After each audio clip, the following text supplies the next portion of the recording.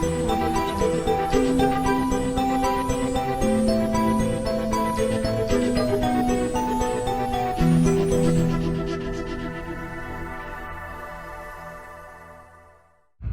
我係寶榮醫師，歡迎來到漢興中醫菇你唔明系列。呢個系列就係想用最地道嘅方式，同大家拆解中醫啲懵懵地嘅概念，等你聽完之後唔使再估估下。呢排天氣開始轉，診所入面好多人嚟睇症，開口第一句就係醫師，我成日覺得好攰，但又唔知邊度唔妥。呢句說話我真係聽到熟晒。仲有啲人話自己成日手凍腳凍，但同時塊面又爆瘡，飲涼茶又唔掂。其實呢啲零零碎碎嘅症狀就好似一幅砌圖咁，背後通常都係指緊同一個源頭，就係你嘅體質。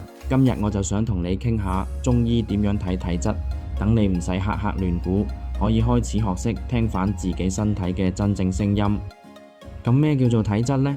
你可以想象成身體嘅底色係由你阿爸阿媽俾你嘅先天基因，加埋後天你點樣生活、食咩嘢、瞓幾耐、情緒點樣，慢慢調出嚟嘅一種固有特性。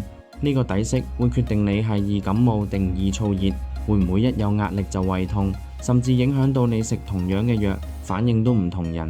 所以調理身體最忌人云亦云，一定要由了解自己體質開始。中醫大致將體質分咗做9大類型，你可以當係一個快速嘅自我檢查清單。首先，最理想嗰種叫平和質，氣血陰陽好平衡，成個人精神飽滿，面色紅潤，呢類人就真係要好好保持。但好多人實情都係偏埋咗某一邊，例如氣虛質嘅人，把聲好柔弱，行多2步就喘氣，飆晒汗，成日俾人話好似冇電咁。陽虛質呢，就係典型嘅雪條人，好怕凍，手腳長期冰凍，中意攬住個暖水袋。陰虛質就相反，佢哋係身體唔夠水分滋潤，成日口乾舌燥，手心腳心發熱，夜晚仲會心煩失眠，塊面有陣時會潮紅，望落好似好熱氣，其實係虛火嚟。痰濕質嘅朋友好多時會有個小肚腩，塊面同頭髮好易飆油，汗又比較黏，呢啲就係身體處理水液嘅功能差咗。濕熱質仲煩，額頭下巴成日生瘡，個口苦苦地有口臭，大便又唔爽，黏住馬桶。血瘀質嘅人皮膚會比較粗糙，輕輕撞一撞就瘀一大撻，望下條脷底青筋好明顯，即係血液循環唔係好順。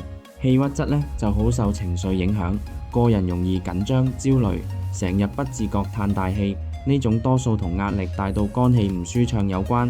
最後一種係過敏質，即係鼻敏感，皮膚容易起濕疹，對花粉海鮮好敏感嗰種，通常由細個已經係咁，屬於先天稟賦，比較脆弱。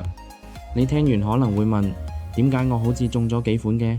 冇錯，一個人好少，可只得一種體質，通常係混合型，例如陽虛夾痰濕或者氣鬱夾血瘀。所以初步觀察可以幫你提高警覺，但千祈唔好覺得自己可以斷晒症。我成日叫病人留意幾個生活重點，你怕凍定怕熱多啲？大便偏軟定偏硬？朝早起身條脷個樣係點？脷苔厚定薄？顏色偏淡定偏紅？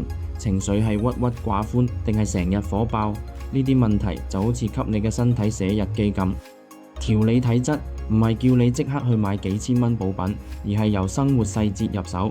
陽虛嘅你可以食多少少核桃、羊肉呢類溫補嘢，朝早曬下太陽，戒凍飲。陰虛嘅人就要學識滋潤，得閒煲啲雪耳糖水，食個水梨，但記住唔好再熬夜同焗桑拿出太多汗啦。痰濕體質就要忍下口，甜嘢、肥膩嘢要避，逼自己每星期做帶氧運動，真係要出汗先可以有效。而氣鬱質嘅朋友，我成日話藥療不如心療，個渠道抒發情緒好緊要，參加下興趣班，行下山，個心舒服咗，身體自然會鬆。講到尾，最重要嘅提醒係唔好自己亂咁估。我見過唔少病人以為自己濕熱，猛飲五花茶、龜苓膏，點知佢本身係陽虛，飲完仲暈仲怕凍，呢啲就係虛火被誤判嘅典型。真正嘅體質判斷一定要經過中醫師望聞問切，睇你嘅氣息，聽你嘅聲，問你嘅起居，摸你嘅脈，呢4樣夾埋先可以精準咁睇穿你身體真正需要咩？無論處方中藥、針灸調氣定係生活習慣嘅指導，都係度身訂造嘅，咁先會有效。